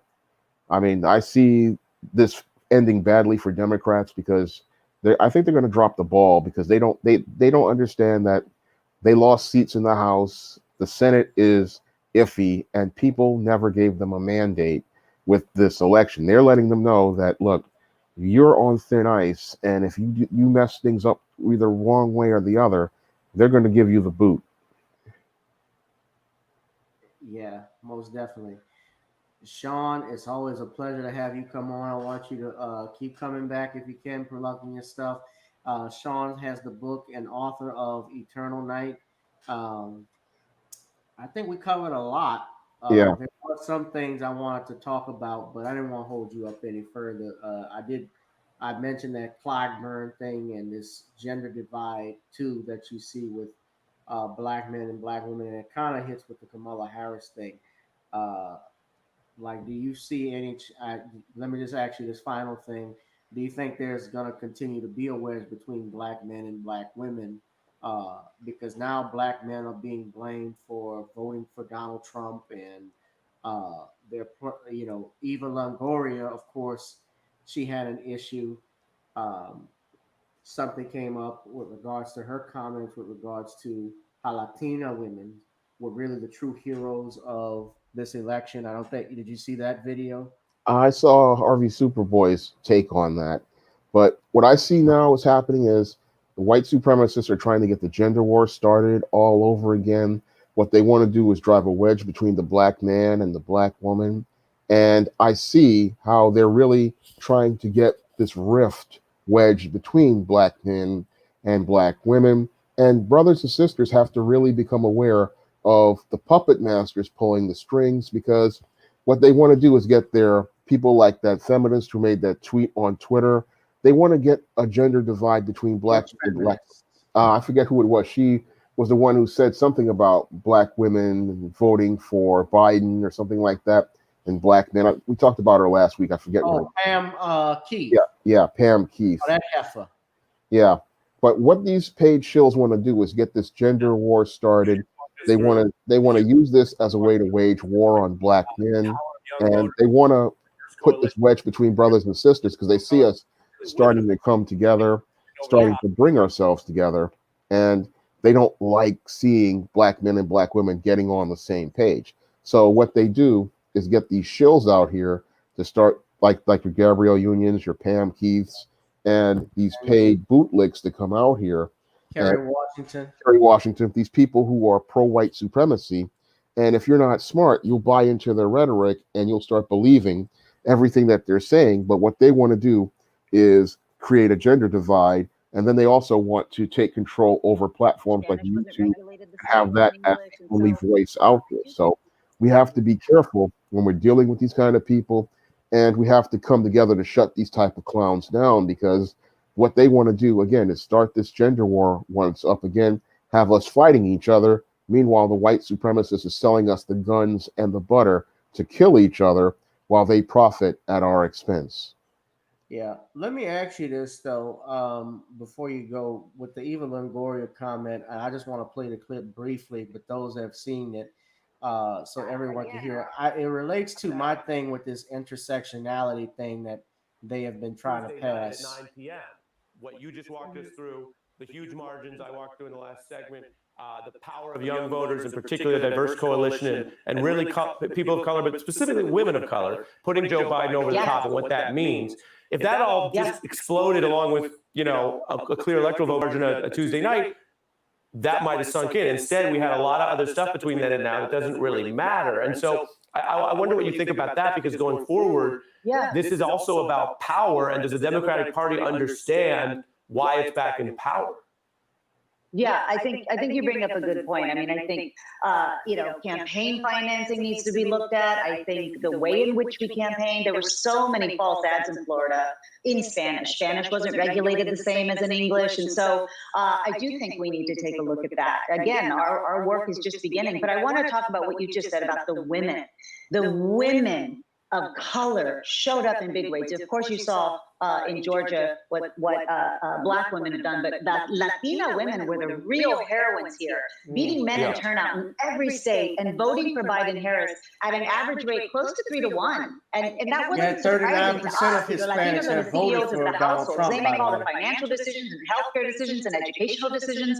Many Latinas are small business owners, and they wanted a plan for recovery for themselves, not for Wall Street. And so Trump's policies were never aimed at the struggling Latina community. And, if you look at voter suppression on top of that, how Latinas showed up, even through the closing of polling places and the shutting down of drop-off sites and new voter ID laws and long lines and driving 30 miles and all of that.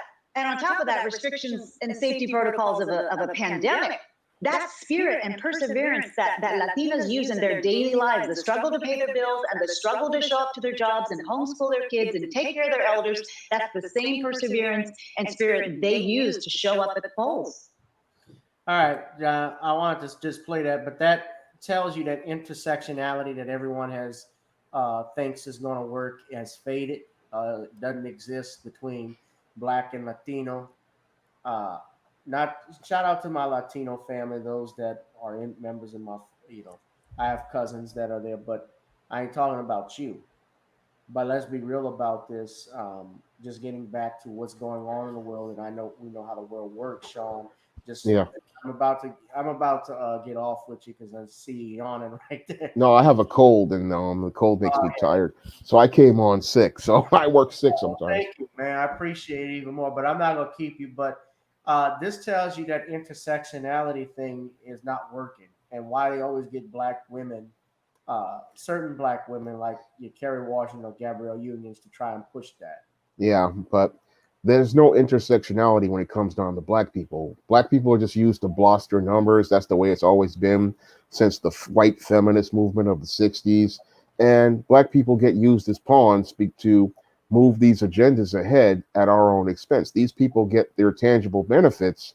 Meanwhile, we get stuck with welfare and nothing in many cases. And she's sitting there talking about minorities, and she's talking about people of color. And you've got to watch those kind of words, because those kind of words are used to avoid giving Black people tangibles, because what they'll say is, oh, we gave women and minorities came out, and they'll use that to promote their so-called diversity. But then that's passively, but aggressively, they use that to exclude Black people. So I don't see where Black people are going to get any benefit from a Biden presidency.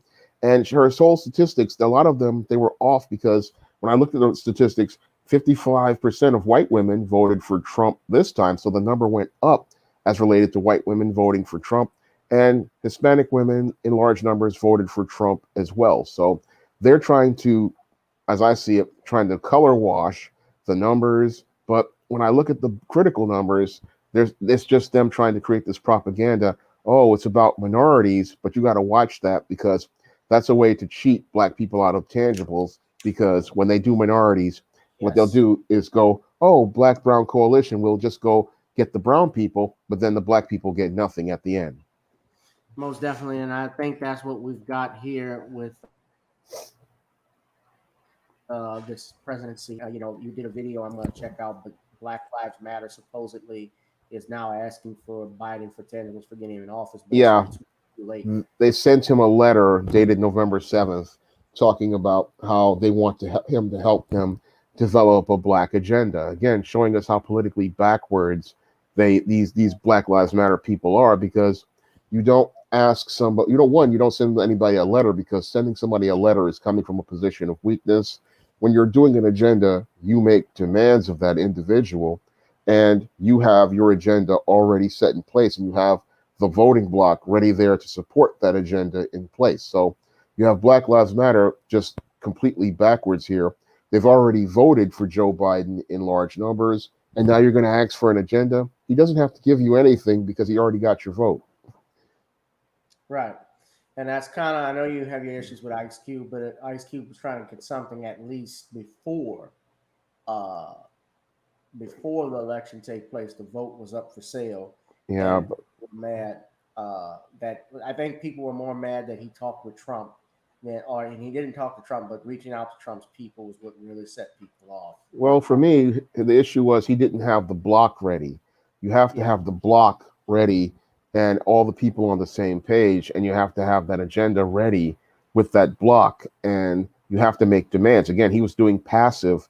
When you do this, this has to be hard and it has to be aggressive, and you have to let them know, look, if you don't give us what we want, we're going to take our block of votes and we're going to sit down. But the whole thing is, all that was undermined when Joe Biden saw, 80% of black men voting for Biden, and he saw, I think, 87% of black women voting for Biden. So he didn't see a block staying home, and he saw the block staying home. That would have really put the fear in him, the way we saw people just cringing when we saw all of those George Floyd riots. I mean, Black Lives Matter had the leverage then. Had they gone out here with that block and just said, oh, we're not going to vote in the next election after the George Floyd riots, that would have put the fear of God in Joe Biden and Donald Trump, because they would have seen a huge block all over the world ready to take political action and ready to just knock these candidates off the chart. Right. Yeah, most definitely. I agree with that assessment. I mean, again, I think the only part that I found that was flawed with Cube's thing, he didn't mention reparations, and I think that he could have done better with that. He could have had someone else. I think I could see he wrote it, but he could have had someone, I guess, and I know he reached out to Dr. Anderson, someone professional write it. But what I do appreciate is the effort. It was a step. Yeah. I think that I would rather him step out than Charles Barkley step out, than Charles Barkley speak. But I certainly like the fact that there were black scholars that are out there that reached out to him, like your Dr. Claude Andersons and your, there's Neely Fuller, of course, you could speak with. But those are the guys that really, and Boyce Watkins, Dr. Boyce Watkins, those are the people when it comes to, or Tariq Nasheed, or even you, people that are professionals that could do that. But, they always run to the celebrities because they know that they have a platform already. This is the only platform Gavin Richard has until I create my own network, which I'm trying to do. It's one day at a time. It's just hard to get there, but we keep trying and plugging it in. So, having said all of that, you guys buy Shawn James' latest book, Eternal Night, on Amazon. You also check out his YouTube channel, Shawn James. Shawn, did you want to add something in? I have my new book, Easting Blast from the Past, coming out on Black Friday, but you can get the paperback version right now. And it features the first SJS Direct comic. And you can get this book right now in paperback, but you can also get the Kindle version coming on Black Friday.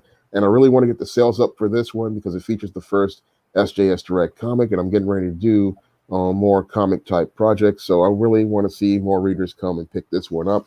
I also have John Haynes, The Man with Nothing to Lose, also available in paperback. And I have all my books on Amazon.com, like The Man Crisis, available as well. Shawn James, author extraordinaire. And this is Gavin Richard with Gavin Richard Presents. I have my book also in development. You guys will be the first to know when it's ready and when it drop. It'll be a great one. But you guys, thank you, Shawn. Again, I want to thank Brother Bernard. Thank you, Dennis Sperlin. Those brothers will come back. Hopefully, we can do another discussion, Shawn, like we did with all four of us. Hopefully. I think next I got to get Judge on. Judge Joe Brown will come on with us. That would be nice.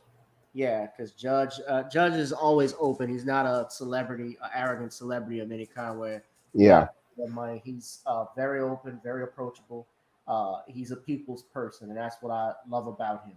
And that's what I like about you as well, Shawn. You are open. You offer wisdom, Yeah. and you have a great following. Oh, And okay. shout out to the lovely, first off, two beautiful sisters. Well, three, because I gotta give a shout out to my girl, my lady, Tanisha. If you're watching, honey, hi. Uh, Shout out to the lovely Taisha Essex, the Navy vet. Thank you, brothers. Yes, the judge. Yes, dear. And Nicole from Nicole's View. I don't know if she's watching, but Nicole is a great supporter of this channel, and we would actually love. Probably one day we could do a platform with her as well. We'll mix it up with the ladies. So That would be nice. I would love to do that. most definitely. Well, I anyway, guys. want Go to thank ahead. you for having me on. All right, no problem. Thank you, brother. I appreciate it. As always, guys, please hit my Cash App, donate to the channel. We had a good show tonight. Gavin Reshaw, Esquire, or Google Pay at gavin.grich1 at gmail.com. Shawn, thank you again. Thank you, Bernard. Thank you, Dennis. And thank you all out there. I'll holla. All right. Peace.